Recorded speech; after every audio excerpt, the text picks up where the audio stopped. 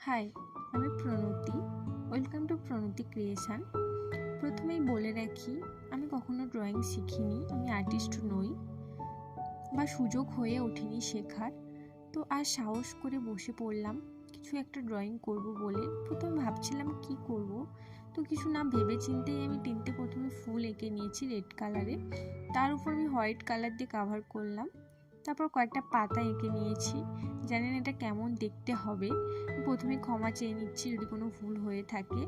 তোমরা please comment করে জানিও এটা কেমন হয়েছে, তাহলে আমি নেক্সট টাইম নতুন কিছু করার সাহস পাবো। তো সেন্ট্রাল বরাবর আমি ইয়েলো কালার দিয়েছিলাম। তো this is the final look. Please comment করে জানিও এটা কেমন হয়েছে। হাই, আমি Pranati. Welcome to Pranati creation. প্রথমেই বলে রাখি, আমি কখনো ড্রয়িং শিখিনি, আমি আর্টিস্ট নই বা সুযোগ হয়ে ওঠেনি শেখার। তো আজ সাহস করে বসে পড়লাম কিছু একটা ড্রয়িং করব বলে। প্রথমে ভাবছিলাম কি করব, তো কিছু না ভেবে চিন্তেই আমি তিনটে প্রথমে ফুল এঁকে নিয়েছি রেড কালারে, তার উপর আমি হোয়াইট কালার দিয়ে কাভার করলাম। তারপর কয়েকটা পাতা এঁকে নিয়েছি।